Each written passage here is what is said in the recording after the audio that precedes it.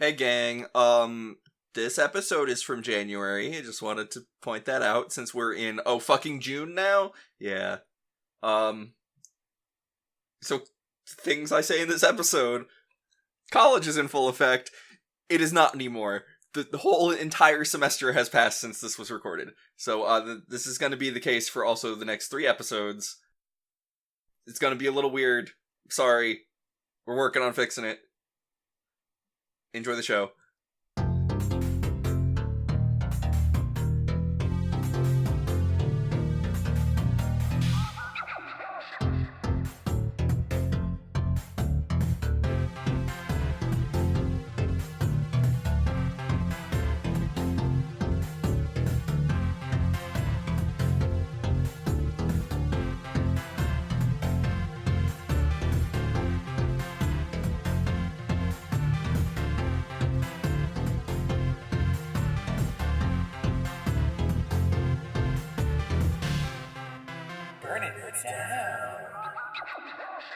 Hey everybody, welcome to episode 17 of Burn Down Sandcast. It's your boy Miko, aka Alex, aka the original Yiffmeister.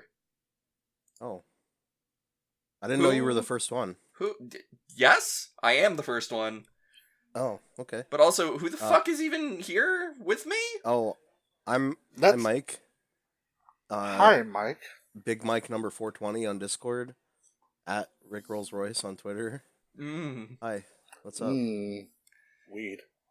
Hi, Mark, at GameBot on the Twitters. I think I'm half dead right now. And you have my dad's name. Yes. Sure. Yeah, let's go with that. This is a wonderful, wonderful way to start the podcast. I appreciate No one that. will know about true identity.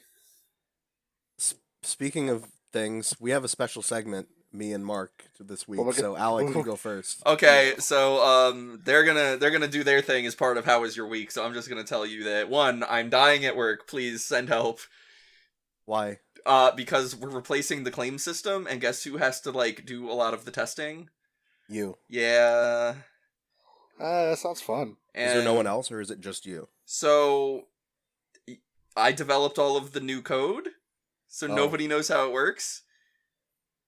And also, I'm not the one replacing the claim system, I'm one of the downstream places, so I just run and see what happens, and then if something's fucked up in the data, it all breaks, because that's how ETL works. Oh, God. Yeah. So, the other thing is school, college, is in full effect. I have a science professor who calls the scientific method doing science in a hilarious French accent, and that's pretty good. Doing science.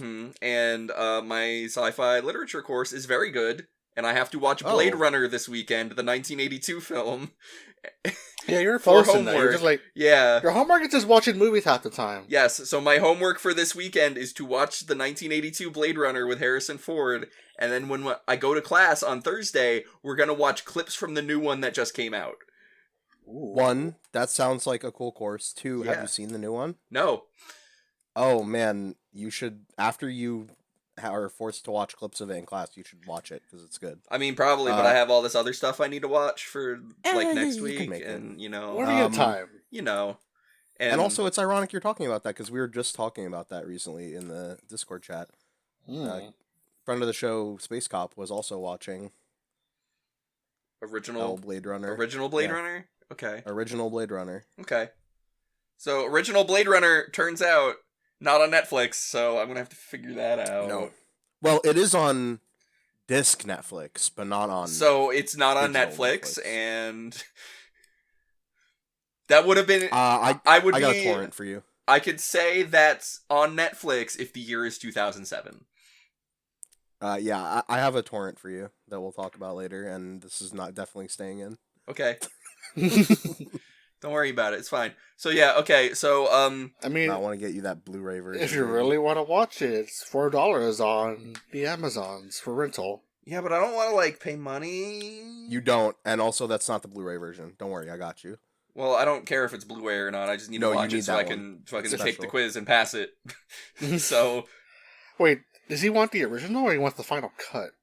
I don't know what the difference is. Doesn't matter. It just says Blade Runner 1982 on my syllabus. I don't know. Okay, well, have fun. Yeah. You can let us know how it goes. I don't think it matters because we're going to be discussing the themes of fucking science fiction. It's really not important which one I watch. Trust me, they're not going to talk about the extended scenes in this class. Yeah. Gotcha. So anyway, that's what I had. Please, somebody... Oh, also, I'm so wiped out that I slept for 14 hours last night and didn't even realize. Yeah. So I saw you tweeting about that. So Yeah. when did you go to sleep? Midnight? And you slept until 2. Yes. I also slept until 2, but I went to bed at not midnight. Yeah, so midnight's around when I normally go to bed, actually, so I was just... Yeah, same here. In fact, my whole week has been kind of fucked up for my sleep schedule. And yesterday, I actually went to bed a decent hour. It felt good. Who does that? Adults. Not Year this of our guy. Lord. Adults with jobs. Shots fired. Boom. But what if I work in the Excuse me morning? while I kill myself. No, don't do that. Speaking of people wanting to kill themselves, Game Button.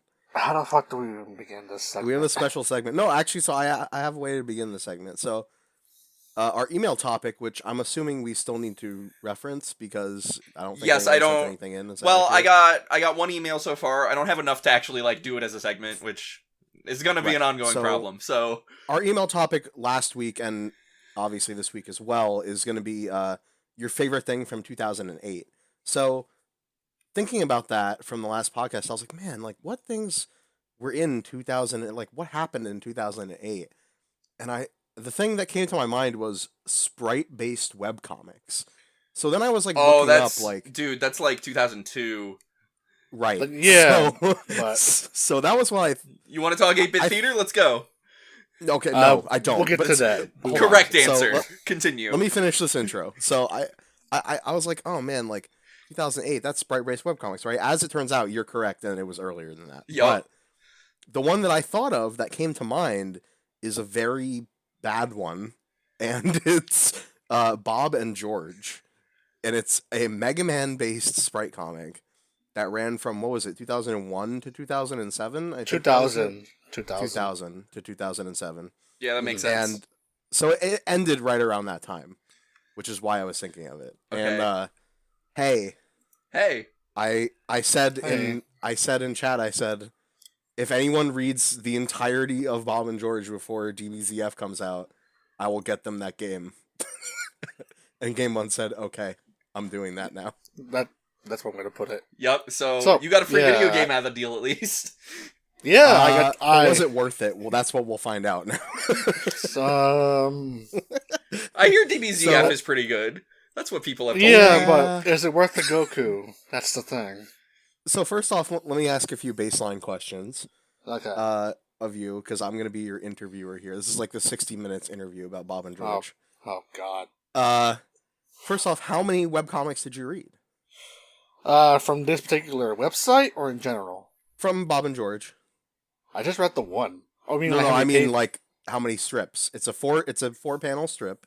Mm-hmm. It's the okay format. So Okay, let me open up calculator here. Hold on. 4 times. Okay, go ahead. So with the time I was given, because yesterday was kind of a mess due to I'm assuming you didn't finish it entirely, but it's okay. Don't worry about it. If it helps, I am close to half of the comic done. Right. Which would be how many? I am at 1,078. So that is 4,312 panels of Bob and George that you have looked at with your eyeballs. Yes. And some of those are GIFs too. Some of them are not even panel. It's like a whole GIF. That you just have to watch. Yeah. And then there are certain pages where he coded something where there's a next button over the next button, and it's the same. There's 16 panels in one page, but 4 of it only shows up at once. So you just have to hit next, and then it loads up the next image. Why though would you do that? Because it's a 2000 era Sprite comic. Yeah, right. So people didn't understand practical applications of JavaScript at that point. So I don't know. So the other thing I'd like to point out about this strip though is when it ran, this was a daily comic strip. Mm-hmm. I'm looking at the calendar where I'm at. They have a little thing in the corner. Yeah. And 2/3 of this calendar are filled up. Oh God. There was just 1 week where there was no updates apparently. Actually, wait, no, I'm lying. Why the hell is he seeing grayed out? The ones are not. I don't know. Were they like guest But- strips? Let me A check. lot of webcomics Okay. in the early 2000s did that, where like a guy would go on vacation and be like, I got the guy from Penny Arcade to complain about video games in my webcomic. I will say, occasionally he did not update, but No, so that Wooden Week apparently is like some side thing. Like, it is or the main he comp- would do another comic, right? Yeah. it was like a small thing. Like, here's the thing that happened this week. Oh. Huh. Yeah. So yeah. Also, if I remember correctly, the creator of this comic, in case anyone's wondering, is David Anez, Anez. And trust me, I did a thorough He Google did. search of this guy, trying to figure out, has he done anything else? Where is he? What's he doing now? And the most information I could glean is he was a physics professor at some point, and in Arizona, I think, and also he did an interview once in 2004 on some website where he said he worked about 30 minutes on the comic each day and some other stuff. And that is the most information I could get about him. He does not exist on the internet. That's Anymore. really weird. So there's that. Next question. Uh-huh. Why don't you inform the audience, what exactly is this about, this webcomic? Oh, boy. So the comic was originally supposed to be some drawn comic that he wanted to start with, but Right. as I can relate to this. Because the artistic skills of his was very shit, he decided just for filler to put in this Mega Man Sprite comic just to hold him down. The problem is that according to him, the Sprite comic became popular and his drawn content became like crap. So he decided just to stick to the Sprite comic format and work with it to where we are now. And to be fair, there's a segment, I think he starts off, the first few strips are the Sprite comic, and then he actually switches to the drawn strips for like a week in the middle at some point. Yeah, he does. And it's rough. It's like stuff I would come up with as a teenager. I think he started this in middle school, for the record, or junior high. According to him, he says he was a college student. I want to be wrong. That's not what I read in the interview, I don't think, but maybe... I want to be wrong. Okay, so if he was a middle schooler in the year 2000, that means no. might possibly... Okay, well, what do you mean? I'm sorry, I was wrong. The concept for the webcomic, the comic that he originally wanted to draw, Bob and George, he came up with in middle school, but he didn't start until later. Because there are several times in that comic where he'll mention stuff like being a college student. Right. I'm pretty sure that's the author. Alright, because I was going to be afraid that like he was. was also my age, which would have been really weird. We'll get into that, but what's the basic premise of the strip? So the basic premise is just Mega Man and his buddy and the cast of Mega Man are just doing things half the time. And the main character is basically Mega Man. Mm-hmm. Right. But half the time he'll be either stupid enough to just kill himself, and then Proto Man comes in, and apparently the author shows up as like about 40 pages in. We'll get it. Which- We're gonna get into that. Don't worry. So half of it is just stuff that happens in the comic, with like referring to what happens in the games. So right now I'm on the 4th Mega Man as the arc. Right. So it's like loosely associated with the actual game series, basically. Mm-hmm. Yeah, he just experimented in NES games, and he has like weird time travel plot that kicks in about the 2nd Mega Man. I should probably mention this also, that whenever he does like time travel stuff, the future is 32-bit, the past is 8-bit, Mm-hmm. and currently in the present it's just the Mega Man 7 sprites. Right. Which is someone who has actually read his fair share of Sprite Comics in 2008. You see a fucking lot of those. Mm-hmm. Mega Man 7 is, I don't know why, but that was the one. That was the one. And I bet it had partially to do with his strip, which was very popular. Maybe I also want to say that the Mega Man 7 sprite is also just an easy body. Yeah, definitely. But it's not like boring, right? Compared to No. Right. The problem is though, not like nowadays it's kind of funny because the 8-bit Mega Man has kind of replaced it with like, because like I remember I went to a Best Buy and they had like these little pixel lights. So you have like the Mario World one, you have a Sonic World one, yeah. and then you have a shit ton of other ones from different licenses, but they all use the Mega Man 1 body. Yep. And I fucking hate that. I really, really hate that because like, instead of making a custom sprite for this character, no, we'll just take the Mega Man sprite because it's such easy. And the worst part is the worst part about it is I did the same thing at one point. That's why Spriters did it. Well, you have. I just fucking hate the Mega Man 1 sprite now because of that. Alright, so So you get the basic plot. Next, I would ask you. So why don't you tell me a little about who the characters are in this webcomic strip? So obviously we have Mega Man and Proto Man. So Megaman's a dumbass. He was intentionally made to be a dumbass by Wily. Right. Because that way he can destroy his robots. Turns out that backfired pretty bad. Proto Man is supposed to be the smart one, the straight guy. You have Ro, who's just kind of there half the time, and then they eventually give her a body, like Mega Man. David Anez did not know how to write a girl character in 2000s. Let's just put it that way. Mm-hmm. Base is also just another Mega Man, but for Wily. How to put this? Dr. Light's a drunk. Yep. And Dr. Wily is just Wily. It's like he didn't do much with Wily. He's just kind of there half the time. Right. But what about the OC characters? So first of all, the strip is titled Bob and George, not Mega Man. And why is it titled not Mega Man and Proto Man? Right. No. So at some point, we're introduced to the author, who the best way to describe it is he is a purple Mega Man. Oh. Purple Mega Man without the helmet on, so he has the hair. Yeah. And then eventually we're introduced to Bob, who is a great Proto Man, who is an asshole and very powerful, but he is also the villain. Is Bob the guy with the dark hair or the blonde hair? I forget. He kind of has the few times you see him without the helmet, he has kind of like brunette hair. Right. Okay. Yeah. But for the most part, he is just a great Proto Man. Okay. And then we're introduced to his brother George, who is I'm trying to remember the fucking color they gave him. But he has blonde a Mega Man. I remember. Oh wait, I see right. It's right here. He's like a darker hue, not darker hue, a less saturated Mega Man with blonde hair. Yeah, that's the word. Yeah. Less saturated. Mm-hmm. And who are they? They are. Fuck, I'm trying to remember. They were characters. They were the original drawn characters that he did. Right. But then they made them just Mega Man characters. Because of course. And then eventually, at some point, the powers they get from that drawn comic do transfer here.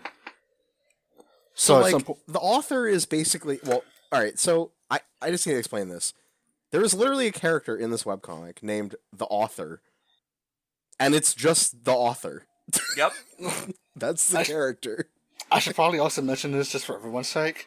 This comic does not take itself seriously at all. Oh, really? No, because I have read my fair share of Sprite Comics that do take itself seriously. It at least has that going for it. So at least, that's what I said, like, when you told me like the author's name is just author, like, that's too on the nose. And like, okay, yeah, this makes a lot more sense now. And Bob and George are kind of like, I would say, they're not like author characters necessarily, but they're similar to that. They're kind of like above everything. Because they do mention that the fact that our names are in the title, we can't die. Right. Oh my God. Beep. Okay, good. Oh. Just hold on. Yeah. No, that's cool. My mom just set off the fire alarm every time she cooks now. Bob and George set off the fire alarm. Okay. Okay. Are we good? Yeah. Okay. So our previous line, they have tried to kill Bob and or George. They will come back at some point again to do their hijinks, or in case of Bob's choice, hop dimensions, because he gets that ability at some point. Right. So Bob's whole shtick is he like messes with the Mega Man characters. Yeah. And then George is like the other guy who tries to fix things, but for the most part, he is just kind of there. And then as we continue on, we were introduced to X for Mega Man 2, and then we're also introduced to a new villain who is just a purple Sigma called Mind. It's M-Y-N-D. Yep, Miney. What? I don't know. That's one way to pronounce it, I guess. I just said his mind, whatever. And he also says his sidekick is just a red Mega Man with like black colors. It's like, I don't want to say shadow, but it's just like that dark evil. So would you call this new villain Megamind? No, I would call it Sigma, but purple. Can I just have one fucking joke in my entire life, please? No. Maybe later.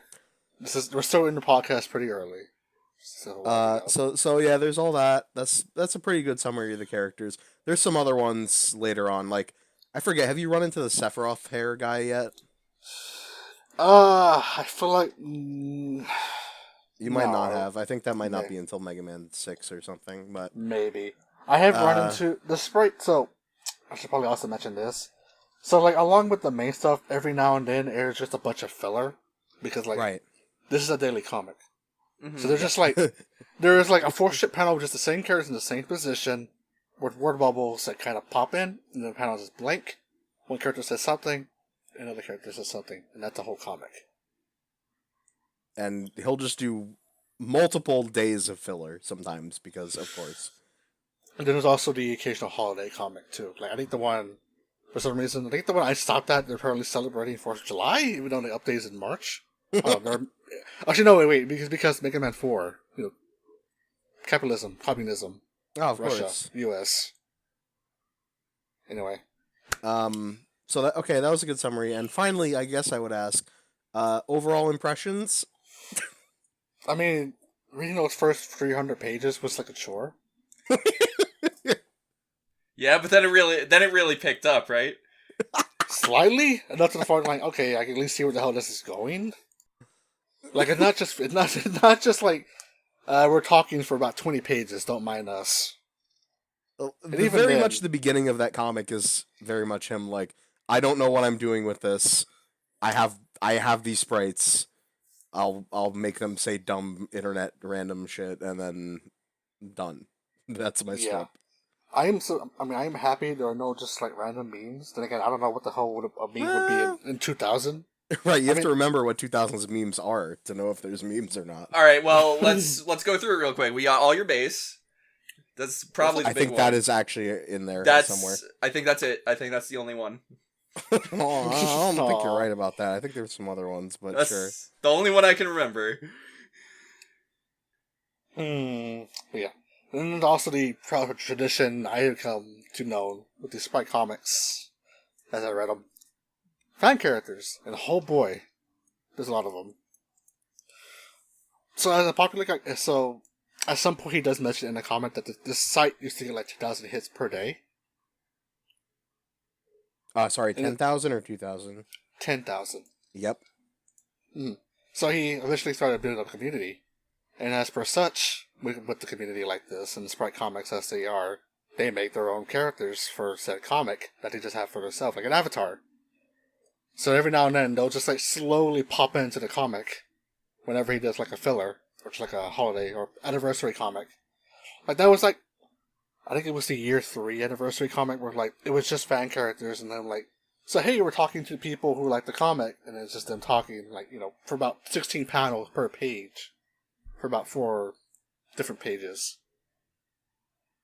Thankfully, and then we're now, for the Mega Man 4 comic, there is just a, is it a fan character or is it a character he made? But whatever. There's just a custom Mega Man sprite acting in for one of the characters right now. Oh, I think that's a character he made, but I don't remember. It's been a while. It's like a bootleg Ringman. Yes. I know what you're thinking of, but oh, and actually related to this, I'll just say, so at one point, this website that hosted the comic also used to link to, at least, forums that were related to the webcomic, Bob and George forums, but apparently, this is from what little information I could glean on the internet, there was some huge falling out / I don't remember what happened exactly between one of the friends of David Inez and some lady on the forums, and that was like kind of like a whole, scandal. And then David Inez went through and basically deleted the entire forums so that no longer existed. So that is why you can't find that anymore. Oh, Is it not on the Wayback Machine? I don't know. I don't know what the link is. I don't know where I would go to find that, so I'm not sure.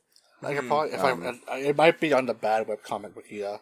We could look it up, but I'm not Yeah, sure I so- want to. that Yeah, entire exactly. that situation you just described sounds exactly like a webcomic form from the mid 2000s. Yep. So so you did it. You definitely I read mean- it. I mean, I have read it. I can tell that you at least half read Yeah, it. so now we have to give you a midterm exam, and then next week we're going to give you the final exam, and then that's going to determine your grade. Oh. You know what? I'm going back to my other comics. No, but you do have to finish it now. I will say. I mean, Fine. I'll give you a report next week. Yeah, because I'm interested to see where this wonderful webcomic goes.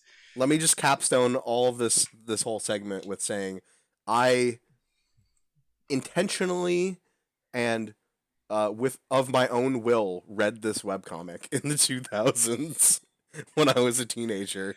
And I mean, I was a dumb teenager, so I imagine you were too. Man, it did not. Well, even to say it didn't hold up is kind of not true, because it's not that it didn't hold up, it said it was never good. Yeah. But I was very dumb. Yup. So yeah. I think I can't really come to hate it like you do. It's not, I'll say, it's not awful, it's just very boring.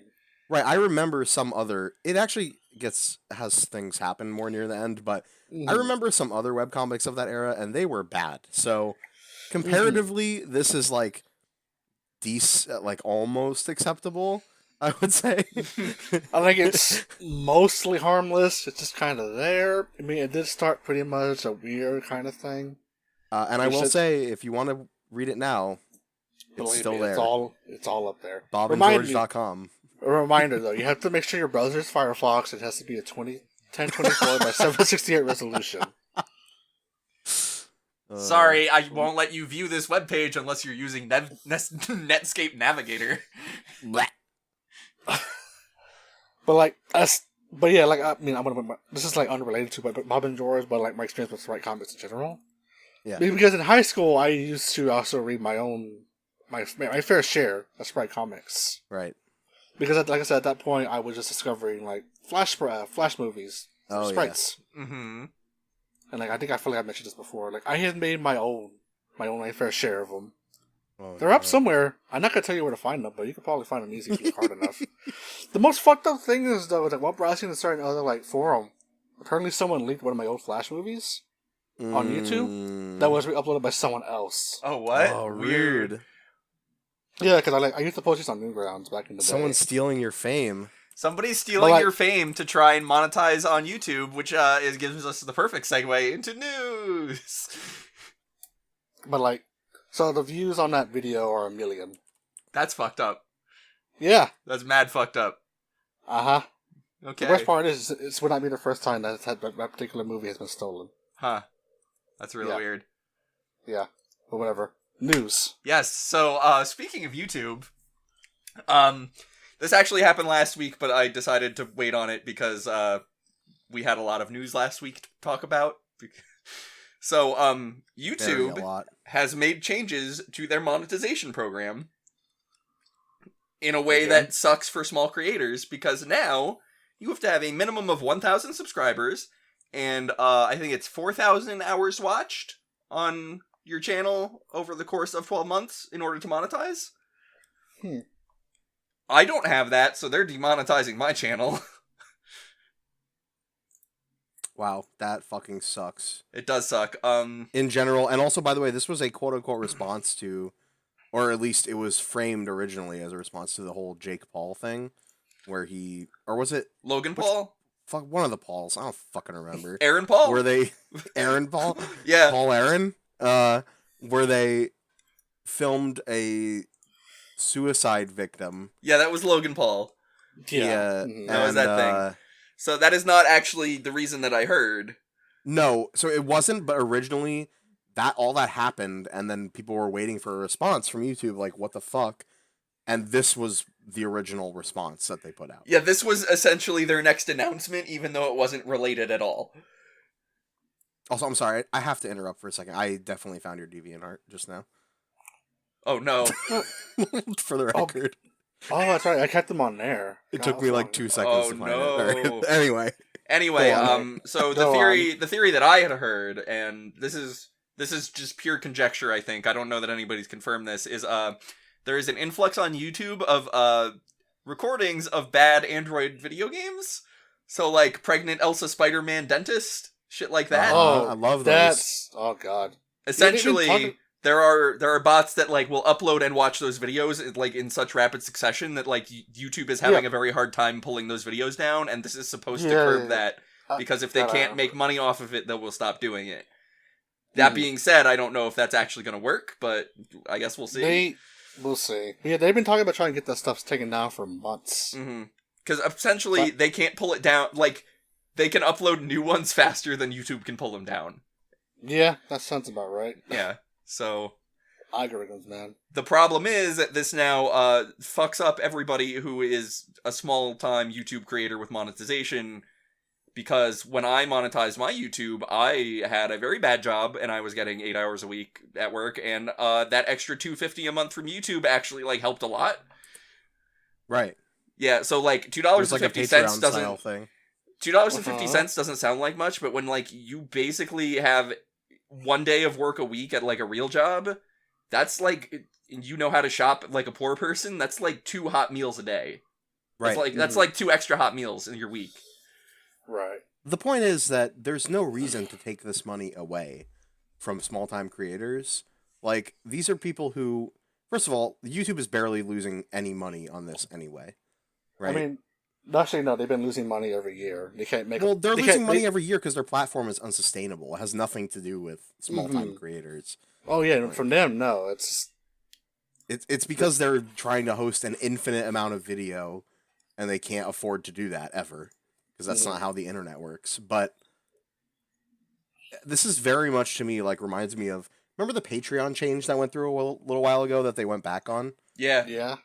This, to me, reeks of that same attitude of, like, hey, let's just kill off any small creators on our platform, because we only want creators who will bring us profit and fuck everyone else, basically. See, that's not how it works, though. Like, people don't just start big. You start at the bottom and you work your way up. It's not like, oh, I started YouTube and all of a sudden I'm super famous. And more importantly, not only is that true, but also, like, if you don't allow small creators on your platform, no one goes to your platform in the first place, because no one is like, hey, man, I can just come here and do my thing and make money, even though it won't be a lot and I won't be super famous. Like, I can at least, like, get a jump start here. No one will come if you don't have that opportunity for them. So it's a very short-sighted business decision. Yes, very. Yeah, let's see where this goes then. Welcome to fucking bad corporate executive people in charge of companies. Yup. Yeah, so that happened. Also, this is... I don't know. Would you say this is also a bad corporate executive decision or not? I don't know. I would say not. So let's say the story, and then we can talk about our opinions, because that's usually how podcasts work. Microsoft has announced it is expanding Xbox Game Pass. What is Xbox Game Pass, you ask? I actually don't know what it was before this. It is essentially Netflix for Xbox games. You pay I think it is $10 a month fee, and you get access to a library of games that you just get to download and play whenever the fuck you want. Okay, so when you say download and play whenever you want, that means you don't own the license, right? Meaning when you stop subscribing to the service, it's like Game Tap style, where you can no longer... Or like PS Plus. Right, so the PS Plus free games, if you let your PS Plus lapse, you don't have those games while you're not paying for it. Oh shit, I didn't know that actually about PS Plus. Yeah. I mean, when the Xbox 360 did this program, they had no way to actually fix this. So if you still had to go and download the games from the service like that, you kept them forever. Right. Yeah. So the Xbox One kind of fixed that problem. But anyway. Yeah. Well, this wasn't a problem. It was a good thing that they destroyed. It was a benefit that they couldn't fix with the system, but. Right. So, all right. So that's what it was. Now what they're going to start doing is releasing first party, of course, because why would any third party developer agree to this? Well, some third parties I think might be doing this. I don't know. I've read only about first party, but anyway, first party Xbox One, of course, because that's the system now. Exclusives through the subscription service. So, meaning like, okay. So like your Halos, your Gears of War, your Forzas. Whenever Crackdown 3 comes out. Yeah, so this article... And also, theoretically, maybe you'll get access to it earlier? I'm not sure. It says launch day, so I don't know about that, but... So same day, but if you're paying for the service, you don't have to buy it. Right, it does say Crackdown 3, it does say State of Decay 2, Sea of Thieves, so like first-party games, on launch day, if you have this service, you can go get them without buying the video game for $60. And if you, let's say... You subscribe to the service for a year, and you only ever play 2 games that came out that year on this service, you've broken even. Right. So, And I'll say that the price on this, right, to be clear, is it is about still $10 a month. $10 a month, and you can buy like $60 cards to, Yeah, you can buy a card that is a 6-month subscription, essentially. Right. Yeah. So basically, yeah, again, 2 games. Mm-hmm. If you actually put hours into 2 games on the service, it theoretically is worth it. Yeah. So I pulled this because I think this is actually like the best case. Like, this is the best case for me to buy an Xbox One. Mm-hmm. And right. I'm probably in the sense not of, like, going you don't have to to buy games for it. Right. So this is. I kind of backed my horse already. I bought a PS4 a while ago, and I've been sticking with that. So I made my decision. That being said, this might be enough if I weren't trying to move out of my parents' house and I've saved all this money and stuff. This would be oh, well, now I'll just get an Xbox One X and I'll subscribe to this thing and I never have to buy any games for it. It's great. Right, and this is one of those things where the more third-party developers they can get to sign on to this, of course, the better it's going to be, for one, because the more right, games so if they can get, I don't know, they can get, Ubisoft to put out, fucking something on this, which well, they not just they Ubisoft, might not. but, just but as an everybody, example. But, yeah. Yeah. But the other thing is, with the way that this works, very much what you're saying, I could see this very much giving the Xbone a sort of resurgence of people buying it if it was okay, Xbone goes on sale, right? Let's say. So, okay, we're able to get an Xbone for $200 or $150.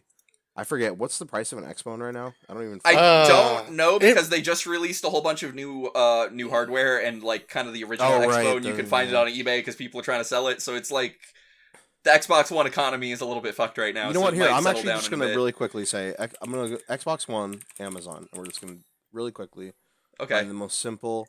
If you're getting an Xbox One S, which is the non-Scorpio... That's probably, if you were buying a new one, that's probably the one you would get. I'm seeing prices as low as $189. You have to also remember that people for those systems, it's probably the original Xbox One or SDS. B&H Photo Video is selling a Xbox One S for white 500 gig capacity for $189 right now. Yeah, I've always seen the Xbox One go on sale a lot on my Twitter feed. Oh, that's a sale though. I just googled it. Right, so if MSRP is $300 for the 1 terabyte bundle. Xbox One S 500 gigabyte, which is just discontinued, but it's on Amazon, is $224 right now. So, and a Xbox One X is $500. So, but let's say it went on sale, you were able to get a Xbox One X for $350, or you were able to get one of the discontinued S's for $200 instead of $250. That's what? How much is a Switch? Right? It's $400, right? So you're getting Switch is $300. Yeah, Switch is $300. Right? I don't. So you could get it for less than a Switch already, and basically pay $10 a month and get access to theoretically most of the good games on that console. You would be missing out on the third-party titles that... So, right now, I'm looking at game lists for the Game Pass stuff, and they have... So they have Spelunky, they have... It's a lot of old games, I know. No, I mean, they also have Halo, Darksiders, War Master Edition, Gears of War 4, Recore, Dirt Valley... We don't talk about Recore. Devil May Cry 4 Special Edition, Halo 5, Mad Max, RE6... Current Xbox Game Pass titles also include stuff like Costume Quest 2, Gears of War 4, the new Guacamelee one. There's probably more listed on here because I'm not seeing those on the list. Halo 5, Mad Max, that Mad Max game that came out a while ago that I completely forgot existed. Megamind 10, Metal Gear Solid 5. So it's not new stuff, Resident Evil 6, but... Yeah. Well, as of right now, no, that's what this whole announcement was about, is they are going to be bringing new stuff to it, even if it is only first-party Microsoft stuff. Right, exactly. So, but the point is, I think most people who have gone through this console generation kind of ended up backing Sony, or at least I know more people who did anyway.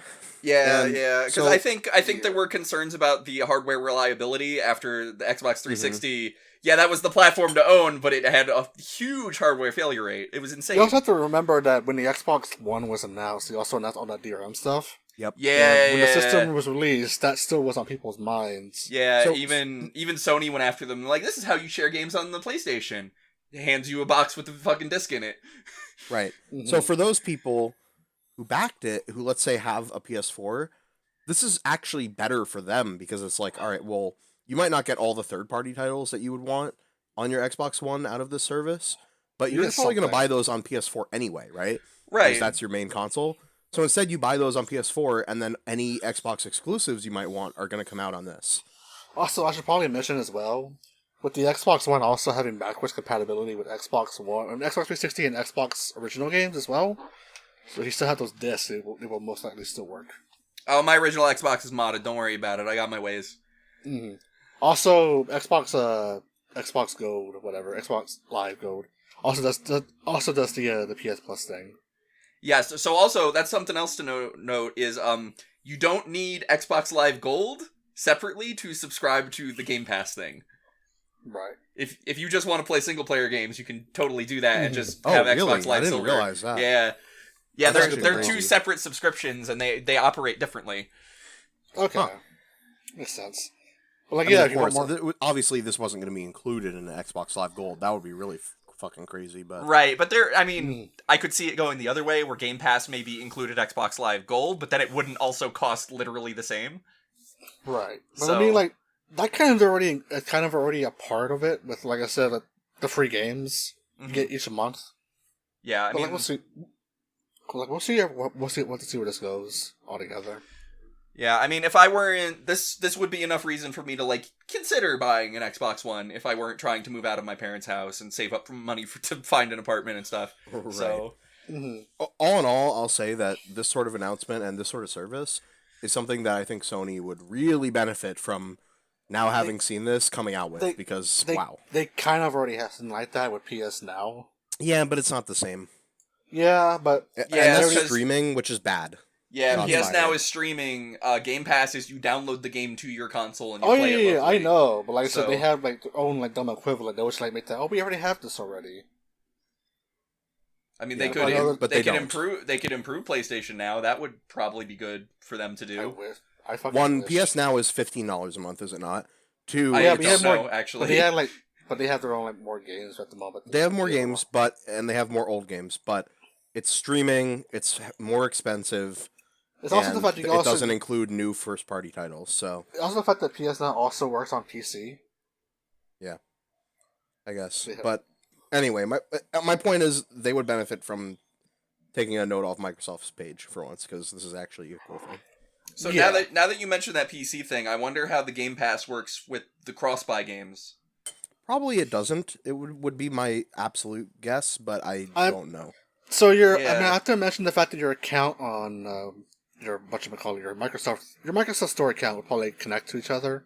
So once you Yeah, because pass that's how cross-buy works today. Is you buy Mhm, you like- have the same so, like- Windows Store account and the same like Xbox Store account, and then you so buy it'll- Forza on one, you have it on the other. So it'll probably know like, oh, you can't play this, and please purchase Game Pass or purchase the game by itself. They'll probably just do that. Yeah, and to be clear, there's no mention anywhere in here of also doing Windows Live game. Yeah, I stuff, know. I was so- just wondering because we mentioned the PC on the PlayStation Yeah. side. Mm-hmm.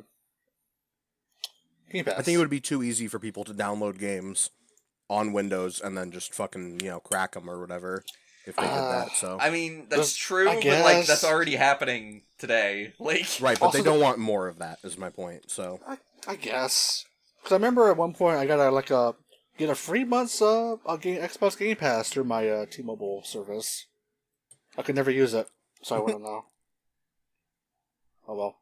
Not Right, my problem so- anymore. next, Speaking of PCs, speaking of PCs, Dragon Ball Z Fighters. Just kidding. It's Dragon Ball Fighters Z, and you won't catch me saying Dragon Ball Fighters because that's stupid.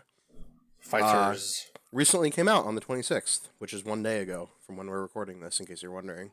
Yes. And, man, you guys know about Steam charts? Yeah. I've heard I about mean, that. I use that to watch Lawbreakers to see how many players are playing it. The answer is none. It is. and, Hey, how many So- concurrent players does Battleborn have? Tell me, please. I don't know, and I don't want to know. Let's Zero. find out together. 2, Randy Pitchford and Randy Pitchford. No, Randy Pitchford and his wife, who's crying. Okay, hold on. I hate to break this. I love the fact you type in Steam charts in Google, Lawbreakers is the first thing that comes up. Wow. The answer is 16 people are playing Lawbreakers. I was wrong. Not bad. But how many are playing Battleborn? Let's find out. The answer is 59. It's almost good. That's It's almost a sex nice. number. The 24-hour peak for Battleborn is 78, which is They're very taking sad. it down soon. Anyway. Yep. Well, rip. Point is, the highest peak any fighting game has had on Steam, as far as I know, up to this point. I don't think Ultra had a very high peak, or Street Fighter 4 in general, because it was released well after the 360 version. You can look it up, though. Yeah, I'm but- doing it right now. But I'm pretty sure the highest one is Tekken, at about 18k, a little more than that. Yeah, okay, so Street Fighter 4 had a peak of 5472. Yeah, so the highest is before this was Tekken 7 at about 18,000 something. DBZF, aka DBFZ, peaked at 44k plus concurrent players on launch day. More than any other fighting game on Steam. And Also, to in put this fact, into they made it into perspective- the top 10 of played Yeah. games on Steam the day That's that the big one. they launched. Yeah, which is huge. It didn't beat Dota, but hey, it's up there. You will never beat Dota, but PUBG did. you will never beat PUBG, CSGO, or Dota. But that being said, that is a lot of players for a game that is $60 on purchase, not free to play, and a fighting game. Yeah. Again, that Um, Dragon Ball name does wonders. It sure does. Turns out people fucking love Goku. Turns out there's two things people love: Goku and the fighting game community. And there's two other things Oh. people love: Goku and hunting monsters. And in fact, they love both of them so much that they broke PSN for hours because both of these games came out on the same day. And that was a poor choice for PSN because they couldn't handle it. Yeah, Well, especially I for mean- Dragon Ball Fighters, because on Steam in particular, there were problems where there wasn't no server for people, Right. so things got really bad if you're trying to do local, just a lobby. You can't even do it. I have literally not played online in that game yet because every time that I've tried to hop onto the East Coast servers, they are all full, 64 out of 64 players, 100% of the time. That still seems really dumb. I mean, yeah. I mean, Yeah. it makes sense for the other games because what's the let me see, how much did Guilty Gear have? That being said, it's the same as Guilty Gear. That's why it's like that. No. I mean, the fact that how much was the max for Guilty Gear? 1,300 Mm-hmm. all peak. So it kind of shows you just how 13,000, right? Not 100. 13. No, yeah, 1,300. That's Oh, holy shit. yeah. Whoa, that's fucked up. This is for Revelator, by the way. Look up Xrd. Okay, Extra Cyan or X? There's only one. Okay, it's about 2,000 peak. Mm-hmm. So that kind of shows you how much. It shows you how important Goku is. Yeah, so if you had let's see, a lot of percentage. So yeah, good for them. They killed PSN and also had the highest, made it to the top 10 of played Steam games in the day they launched. We're going to talk more, I might talk a little more about that game later because I played some of it. He did. I'm going to skip this part right here, Okay. Okay. the end of that. Other thing, Dead Cells, really fun Castlevania-esque 2D roguelike game that is currently in early access. Can't recommend it enough on Steam. Confirmed for PS4, Xbox, and Switch. I love to have video games on my Nintendo Switch. Hey, me too. And actually, that is a super awesome platform for that game because it is a run-based game where you can play 15 minutes to half an hour and then stop. Really good for a portable handheld system like that. Can't wait to see that. Also, I'm sorry, I'm just trying to blow through these news a little bit. Yeah. Related to the fighting game stuff. Japan Evo. So Evo is the biggest fighting game tournament, basically, that happens each year. It originally has been held in Las Vegas. That's the main location. This year was the beginning of Japanese Evo. They're hosting it in Japan for once, in Tokyo, if I'm correct, I believe. And it is sort of, as we're talking about this happening, and also did happen. Can't remember if it's done yet. No, I think tonight is the I think it's top grand 8. finals today, yeah. Yeah. Because technically it's Well, Sunday for them. top- Yeah. Top 8. Yeah, 28, 5:40. Right. Their And time. it's really cool that this is happening, one. It seems like it went really well so far. Everybody's been really enjoying watching it, and it's been a huge event. Also, importantly, the tournament fee normally there's a fee when you enter a tournament, right? So you have a spectator fee. The typical spectator fee for Evo is like anywhere from, I think it's like $75 to $100 sort of a deal. And then there's also a fee to enter into the actual games. So it's like $10 or something to play a game. However, the fee was totally waived for Japanese Evo. So it's a free Evo if you want to go. And the reason for Where did that... they go? The reason they sure did. And the reason for that, I will say, is I have a quote here from the Japan Times article by Ben Madden, which is that the arrival of the tournament is a major milestone for electronic sports in Japan. Anti-gambling laws in the country have meant that Japanese tournaments cannot usually provide prizes, as the use of entry fees to pay winners is forbidden. So, meaning you can't collect entry fees and then pay out using those entry fees.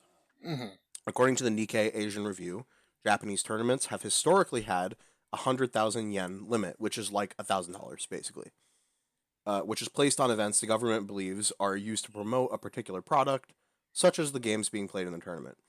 This forces the best esports athletes from Japan to spend large periods of the year competing abroad, which they do. Evo Japan 2018 is therefore particularly notable because 5 of the 7 playable games, not including ARMS and Super Smash Bros., have 1 million yen prize pools, which is $10,000. Jesus. The sum may not seem much compared to Western tournaments, but it's a huge step forward for Japanese gaming, which I very much agree with. They're finally paying out in Japan for winning a fighting game tournament for like the first time ever, basically. That's good.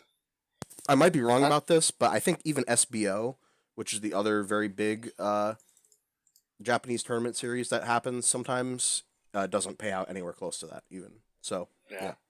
Well, hopefully, so from what we've seen, again, like there've been like a lot of entrants for all the tournaments.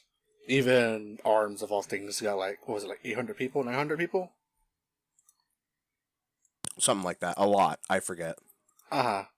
So with them waiving the fee and everyone will be able to come in, and I guess like for the American players, it's just a free vacation to Japan when they're done. Well, not free, but like a less expensive vacation.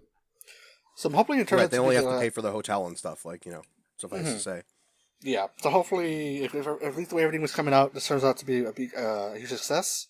We will see more of this every year alongside. As far as I've seen, it's already a huge success. The question is whether the Japanese government will agree with that, sort of. By the way, this podcast is brought to you by Cup Noodles. Oh my god. Okay, hold on. I'm Right, sorry, you caught me chewing right now. Hold on. Okay, so we gotta talk about the sponsorship of this tournament just really quickly. There are 2 big sponsors for this tournament: Red Bull and Cup Noodles. Oh Have yeah, you ever had a cup? I think the company is called Nissan. Yeah, Nissan Cup Noodles, and you've had them if you're in America. You've probably had it before. It's the ones that are like the super low quality ass cup noodles, and they're all chicken, and it's just like whatever. Yeah, Also, and if you haven't had them, have you played Final Fantasy 15? Because they get mentioned a lot in that video game. Yes. In fact, one of them wears them as a hat. Final Fantasy 15 will soon be in the fighting games realm with Tekken 7. Because Noctis is a guest character in Tekken 7. Oh my god. But, yeah, it's the styrofoam cups. They have, not only do they have just a bunch of cup noodles all over the announce table, the American announce table, not even the Japanese one, at all times, but also they had 2 gigantic styrofoam cup noodles up on the stage where people are playing, and then 2 locked freezers of Red Bulls behind each player. Nice. That you can see at any time when you're looking at them on the camera, and all of the labels are turned outwards so that you can see the Red Bull logo. Jesus. So That's quality. They had to fund it somehow.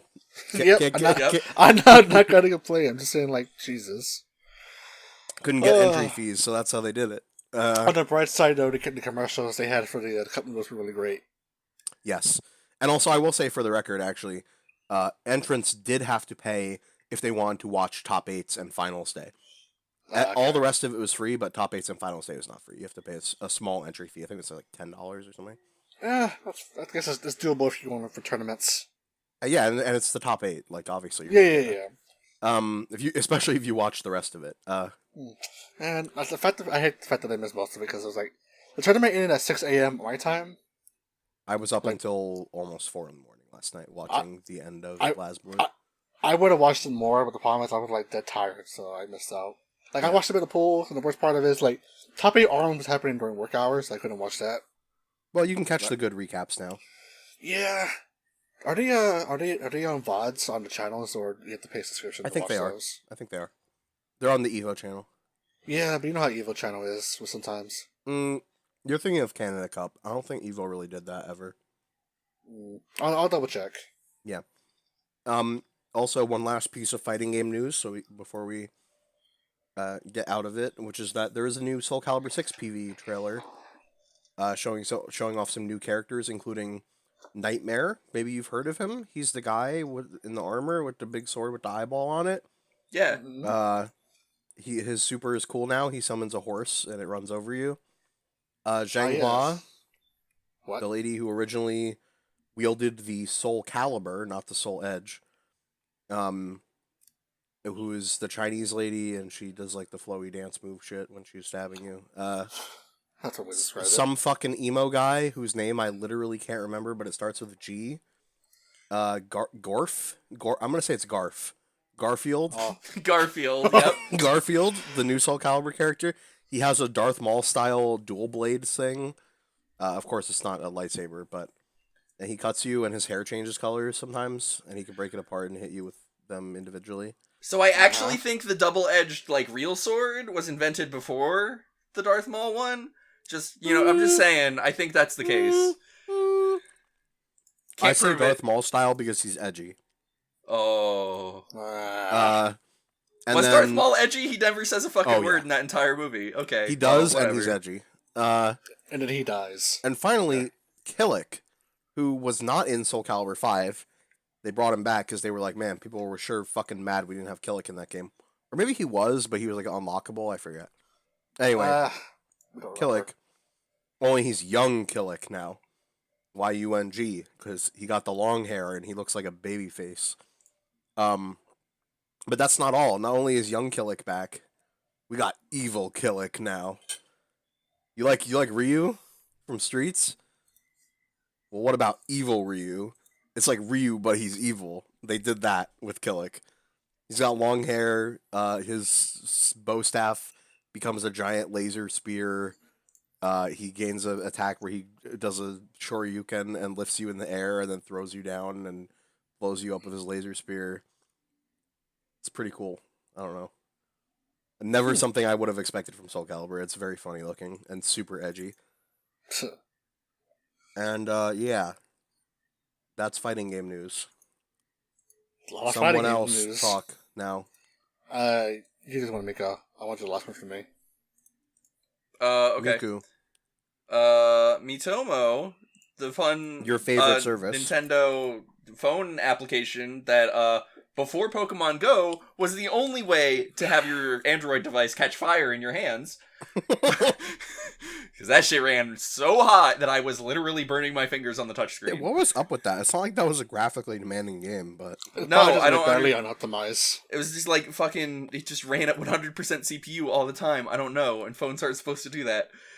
Anyway, so Miitomo, Nintendo has decided they are going to pull the plug on May 9th on Miitomo. So I just thought that we could share some of our favorite Miitomo memories together. Like that time that I said that my favorite band was Against Meme, and Mike responded to that comment with, I'm going to murder you. True, yes. And yeah, I think I made a Lil Wayne reference, and then you responded with, like, the entirety of a song off of the Carter 3. Yeah, I responded with every lyric to the song A Milli. Yes, God. that one. Yes. Yes. Maybe Like, you were glad the whole it's thing. dead.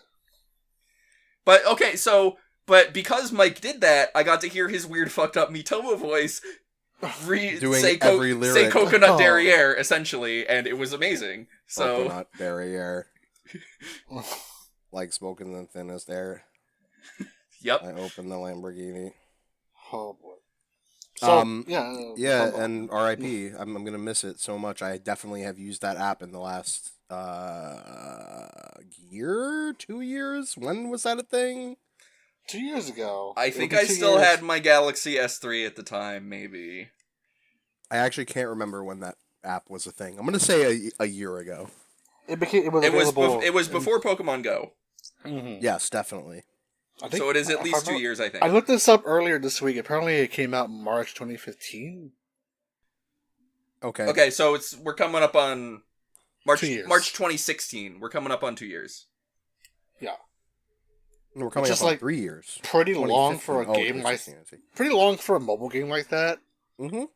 So, I mentioned this in the Discord. I'm like surprised it lasted this long. So I will rest in say though, peace. you could have spent money on that game, Yeah, that's how phone games are. and then Could've. and now it's just gone forever. Believe me, I know how that feels. 2 years later. Yeah, but I don't know anybody who actually like put money into Mitomo, because why would you ever put money into Mitomo? Me.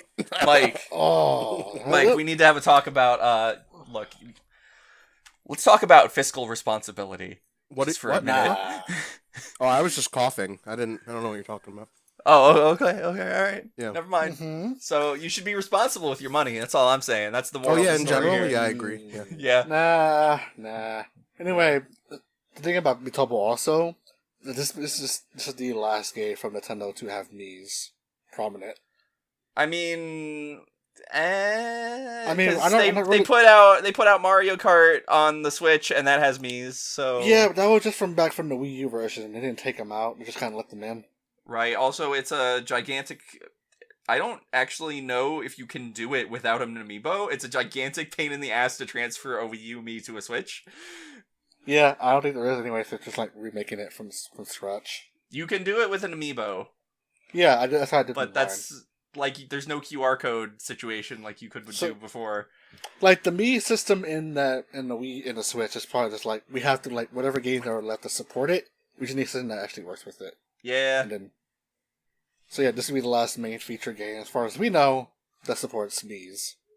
Unless they release Time and Actually Life for the Switch. Can't wait for them to introduce Mii's to the Switch instead of streaming services or working friend messages or Or like YouTube anything. or So Twitch.tv. Netflix, speaking of, I guess we're around that subject. Netflix has some reason saying that we're currently not working on anything for the Switch right now, which is like, why? This is Because from Netflix. Nintendo doesn't want them to. I mean, we have fucking Hulu. They Nintendo probably don't care. signed a contract with Hulu that they Yeah. have exclusivity for a couple of months. Fuck, nah, I don't think so. Yeah, They so cheated? like I mean I wouldn't like I watch Netflix on my computer, so I don't really care. I would fully believe that is the case. I- Also, remember that Hulu has better parental controls than Netflix, in my opinion. that So is also true. that's part of the reason why. Hey, Who knows? Hey. E3's almost you know here. what people Anyway, really need parental controls for? The Nintendo Switch? No, this next, last, final news topic. Oh. Yeah. What's first Bowser? He's a good parent. Yeah, so Vincent McMahon, who I think is a member of the Nintendo Switch. Oh, I expected Yes, is that Gamer right? to take this, but sure. No, Yeah, you- I'll take it. You can take it. Okay. So I've been keeping an eye on this for the last couple of weeks because apparently there's been hints leading up to this. Well, I'll start getting to the point. So Vince McMahon yesterday held a little conference this week regarding the reintroduction of the XFL. For those who don't remember the XFL, it was a league that came out, I think 2001, 2000? Yes, I was definitely a freshman in high school when all this shit went down. So yeah, it was 2001. So after Bob and George, the webcomic. Fucking hell. Well, I mean, I So guess during Bob and George the webcomic when you think about it.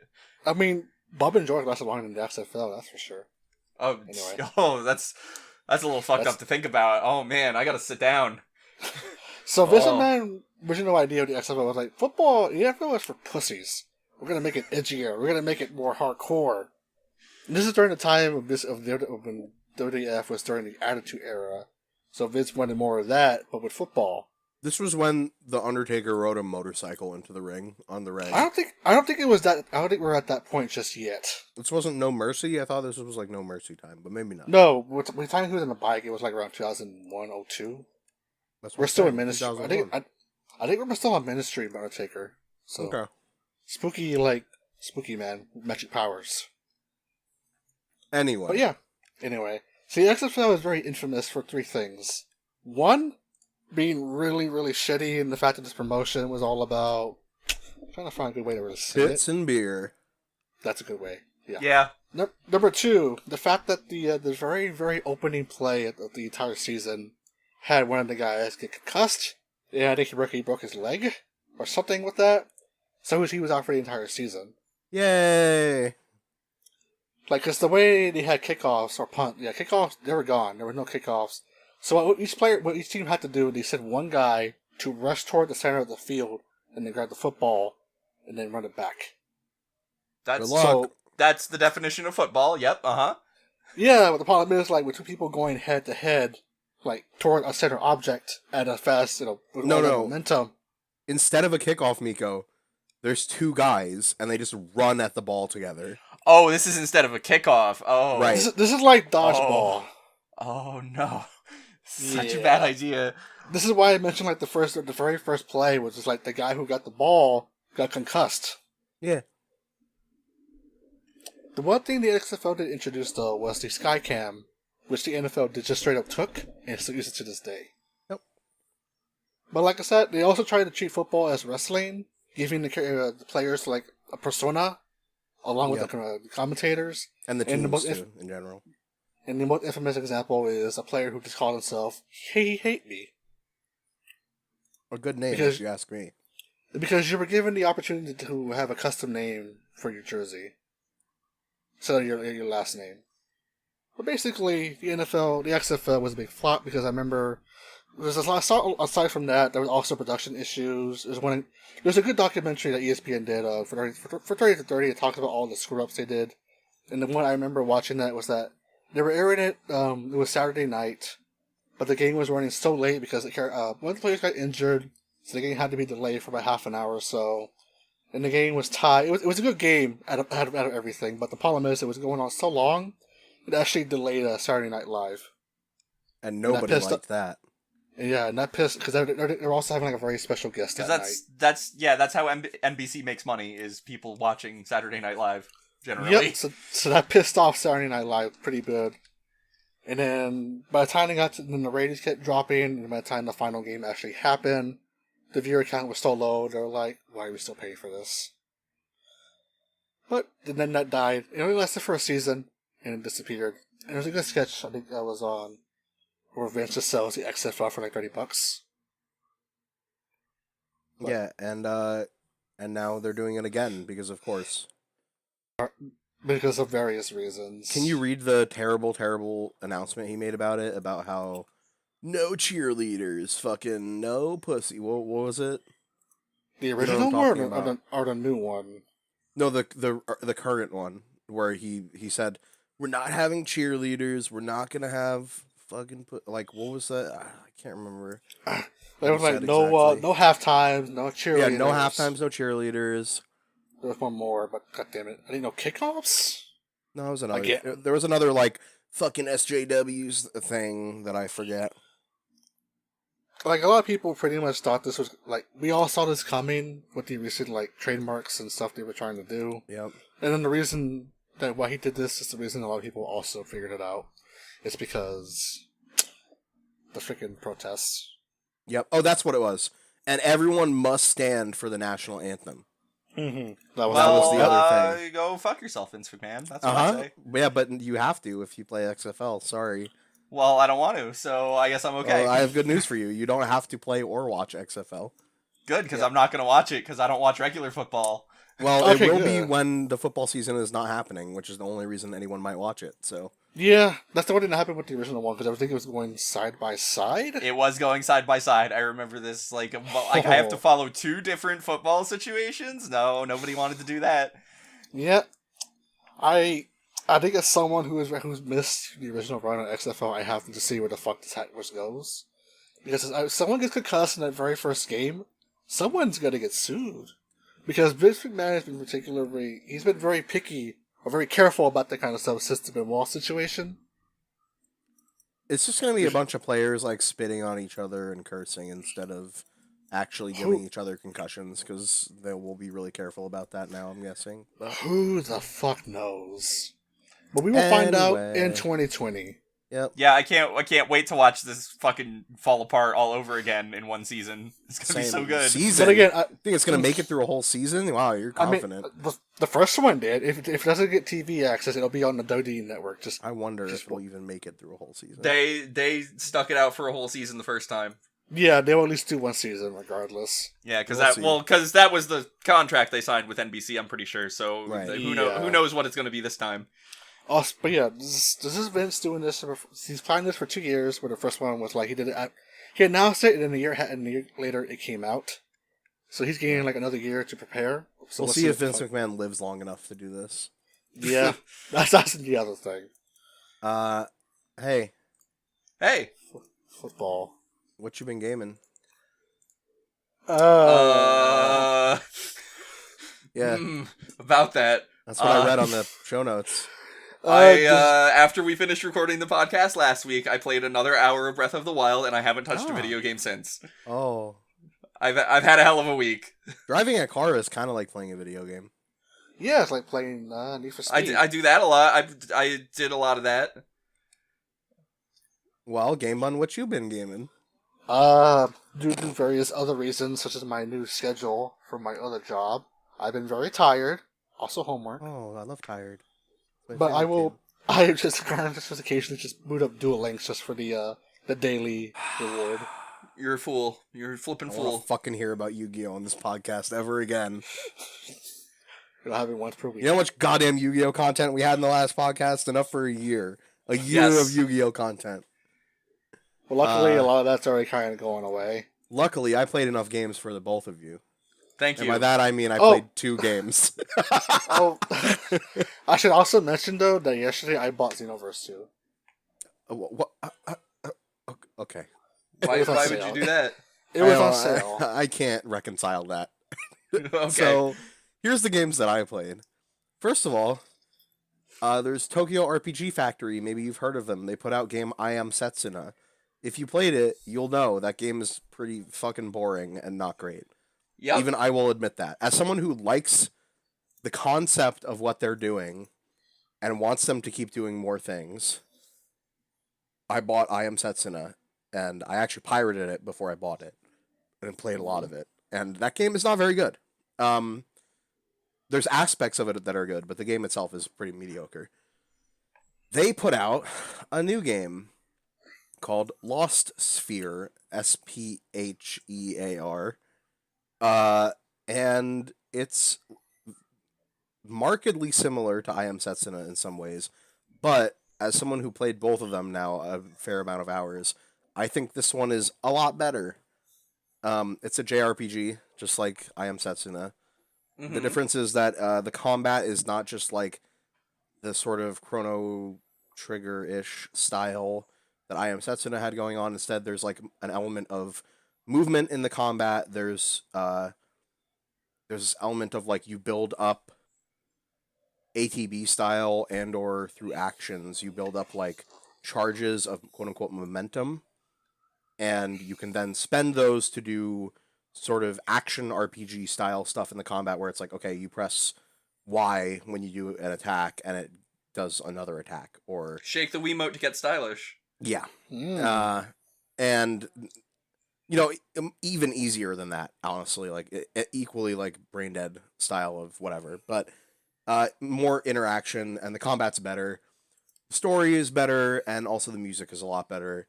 I played quite a few hours of that, and I like it so far. If you want to play like a JRPG in 2018, which there are not a lot of people who want to do that, but if you're one of those people like me, this is actually it's good. It's worth playing. Is it worth the price? Mm-hmm. That's the question. How much is it on the Switch? If I remember, I don't know. I actually can't remember how much it was on the Switch. Well, let's find out. On the PC, Why don't you find out how much it is on PC first? Because if I remember correctly, it is full price on the PC. It is $50 on the Nintendo Switch. How much is it on the PC? Let's find out. Lost Sphere.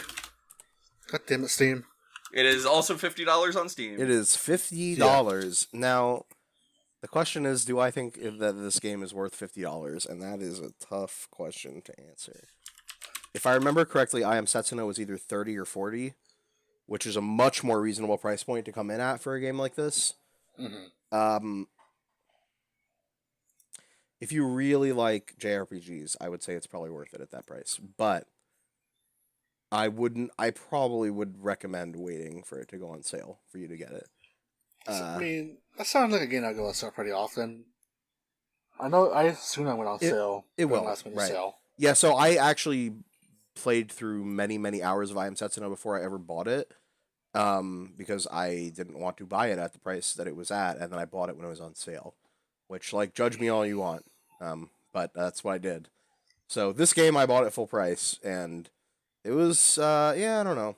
It's expensive, I think, for what you get. But it's still, I enjoyed it and have had a lot of fun with it. Okay, second game. Dragon Ball FighterZ Z. No, it's Fighters. Nope. We talked about this. Nope. It is absolutely not. You'll notice that there's a capital Z. Now, Bandai Namco might tell me that it's Dragon Ball Z, but Dragon Ball Fighters. Yeah, Dragon. But that name I sucks. believe Namco actually doesn't emphasize the Z. They just call it Dragon Ball Fighters. Here's what I'll say: it's not the '90s anymore, so we don't do that now. So now it's Dragon Ball Fighters. It's not, Z. because this is definitely a Dragon Ball Z game in the year 2018. Yes, it is Dragon Ball FighterZ Z, but it's actually not, because I can't ever remember to say it that way, so it's actually Dragon Ball Z Fighters, because that's what it is. So, I played that, and it's good. It's real nice.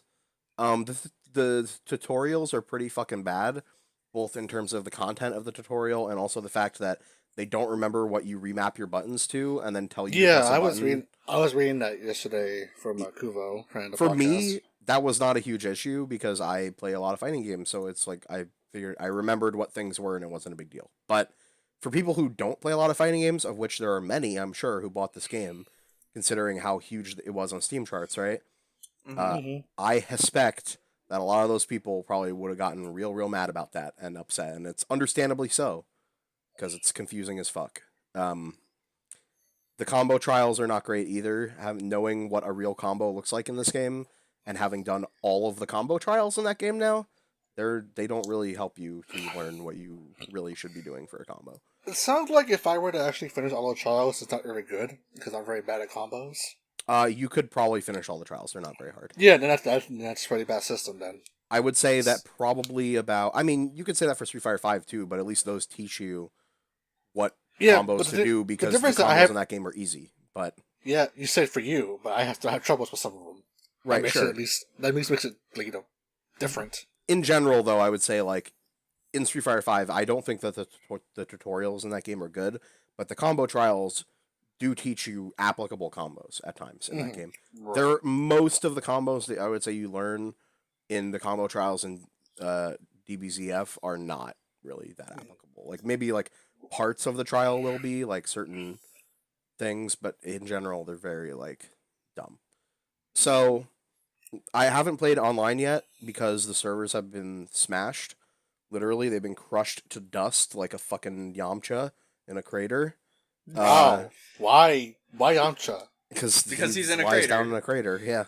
That's always the joke, is Yamcha sucks. Oh, have you seen the hilarious story mode thing? This is spoilers really quickly. I've seen videos. It's not a big spoiler, so I'll say it because it's very funny. Hold on, oh my fucking god. Why is there a cup noodle guy on stage? I don't know. I'm sorry.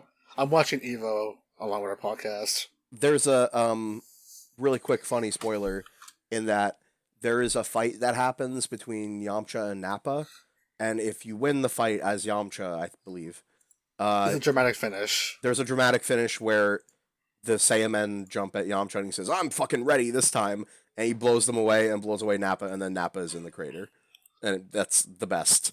The redemption of the Yamchad.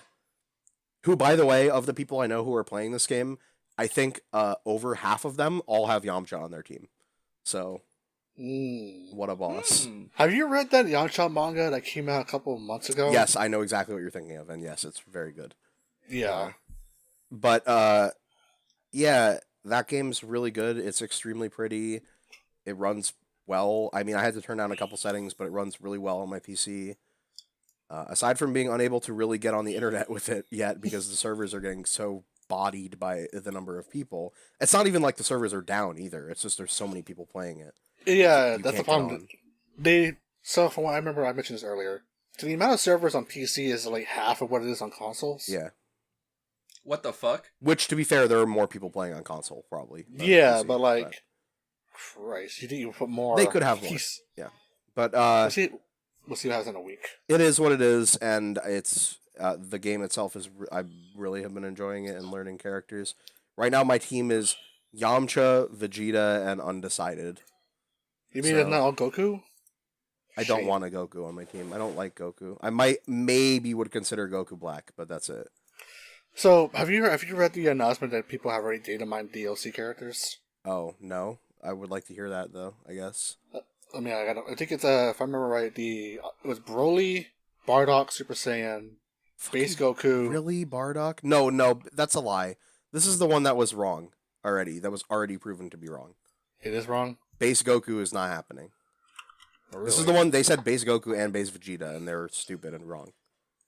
No, this probably came out like yesterday. I But- don't believe this is true. But anyway, Hold on, there was a Well- video. I'll show it to you after the podcast. well, yeah, we can't confirm any of that information right now. We We're need to all vet led this believe. information before we bring it up live on camera. All right. Yeah, so yeah, Anyway, so- it's really good. I plan to play more of that. You own it now, so we can play it. Mhm. And that'll My be fun. fucking bet was worth it, I guess. The game's really My- good, but boy, that webcomic is rough, and you still have to finish it. So, Yeah. Eventually, we'll get there. we don't have emails. No, I don't have enough to do this, so we'll say the topic again, which is, what's your favorite ship from 2008? We're going back in time this week. Do not choose a sprite-based webcomic, or I will kill you. Please do not choose a sprite-based webcomic. Do you know how many sprite-based webcomic submissions we're going to get now? All of them. It's your fault. I mean, I don't think we're popular enough to get any submissions personally, but I don't think that's just me. sprite-based webcomics are popular enough to be submitted to America's #1 late night. Well, we've already mentioned Bob and George, and we've already mentioned 8-bit. 8-bit theater. So really, the only one that's left is Diesel Sweeties, and that one's actually good. Excuse me? Diesel Sweeties is like actual. Oh, no. It's not a Sprite comic. Do I have to It is read a this Sprite pixel art now? comic. Okay, Diesel Sweeties is fucking amazing. So fuck you. Okay. That's what I say. Hey. Segment us.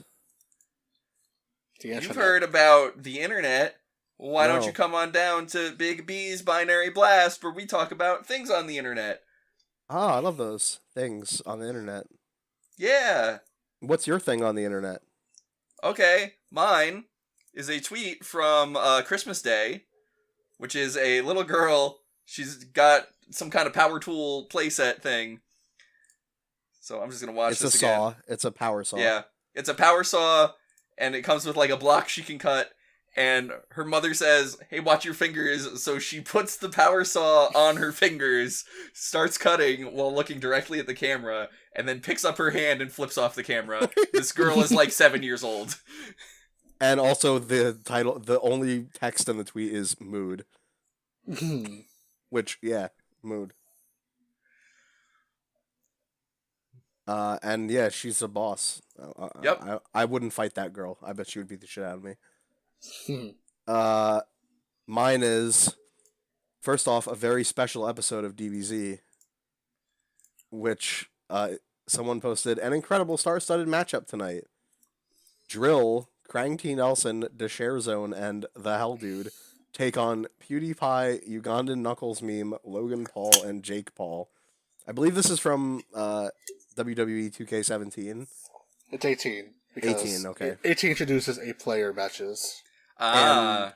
And yeah, this should happen in real life, and then Drill. Yeah, so could this is win. this is the ultimate battle of good versus evil, and also I want you to just describe what Drill looks like in this internet thing. good versus internet evil. To be fair, Yes. one Hell Dude is very Ernie and has no hair. Two, Share Zone literally has a devil face of a skeleton and it rules. Yep. And then 3, Drill. He looks like that's a Shane McMahon. That's what I was about to say. He looks like if you took Shane McMahon and Jack Nicholson and combined them, and then like you lowered Jack Nicholson's overall age by combining him with Shane McMahon, so that he became like what is it, mid-40s instead of how fucking old is Jack Nicholson? Very. Yeah, and he's very smug and confident, which I would be too if I was Drill. So I mean, isn't that just Drill 24/7? Yeah, I guess that's probably true. So there's a very good picture associated with that, and Brought to you by also Snickers. I have one more, which is Chinese Twitter found a new meme. The new meme is there's an episode recently of Riverdale, Riverdale, which is the yes. show that is The the Archie Archie show. program. The Archie show. And in it, something bad happens to some characters, and then Veronica says, "Karma's a bitch," like a cool lady does. And then they took that quote and put it over the beginning of the song "Gucci Gucci" from 2011 by somebody. I forgot already, but it kind of sounds like Krayshawn. No, yes. it's Creation. That's why it's spelled Okay, like whatever. that, I just realized. It very much feels like an MIA music video from 2007. That's all you need to know. Who is a lady rap. And it's a really funny video where the gimmick is like, it's kind of similar to that meme from a while back where like, I think it was also a Chinese Twitter meme where it was like, "Don't judge me how I look" or whatever. And then it was like, people would like make the ugliest face possible and whatever. Except in this, it's like, I look ugly and then I say "Karma's a bitch," or I play the clip of the lady saying "Karma's a bitch" with the rap song. And then I like flip a thing and then I'm beautiful. Except they also just do funny ones, and it's good. Yeah. Like the last one in the particular clip we're gonna link is a lady who just accidentally fucking hits her lamp, and it's instead of or the second to last one where the lady throws up the cloth and it goes up in the air and lands on her friend that's standing next to her. Yeah, and nothing changes; it just lands on her. Yeah. And then Mark. Oh boy. So. Yeah. Are you familiar with the Tide Pods? Yeah. I do know about Tide Pods. Yes. Yeah, so how do we go further than that? Well, how many things can Sawbones tell me not to do? One. Don't eat Tide Pods. Yep. Yeah, but how about don't point a gun at someone? Oh, don't point a gun at someone. Why not? Because it's a new challenge. And, like, what's the challenge? The no lacking challenge. Apparently, like, you just happen to just point a gun at your friend and they point it back at you. So the challenge is you pull a gun out and then your friend pulls a gun out at you and no one shoots. Yeah. So it's kind of like the Mexican standoff challenge. I can't picture what could possibly go wrong. Oh boy. So someone probably on Thursday morning, someone did that, and when they tried to do it again to their friend, he actually pulled the trigger.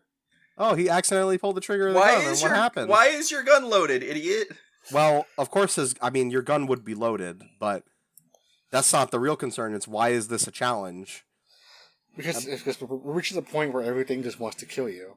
But what happened when he accidentally pulled the trigger of his gun? He shot his friend in the head. Yeah, and then his friend died, right? No, he somehow survived. Oh, well, that's good. This article says that he is in critical condition. So, he currently maybe is alive. As of this recording, he is still currently alive. Well, I wish to not wish the man dead, but Jesus Christ, why? Yeah, so, if somebody says, let's do the no lacking challenge, maybe don't do that, because you might get shot in the head, and then that'll be bad for you. Why? Why does this keep happening? Alright, next up. I'm going to link everyone to Game Boy Hero's DeviantArt account and all of his... Let's end the show now. Please. We have an anime we have to watch. Oh, yeah? Yeah. Yeah.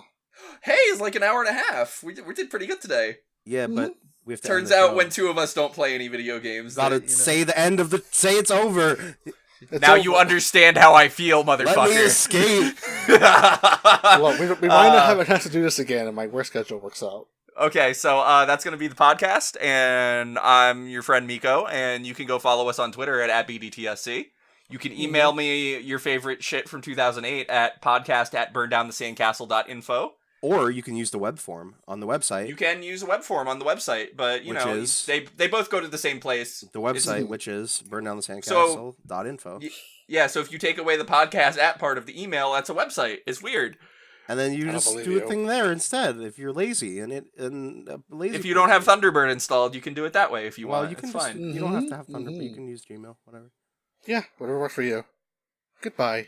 Don't send us a Ugandan Knuckles meme. That's not from 2008. I will call you out and say, fuck this guy if you send me that. So don't do that. Catch y'all next time, guys. Bye.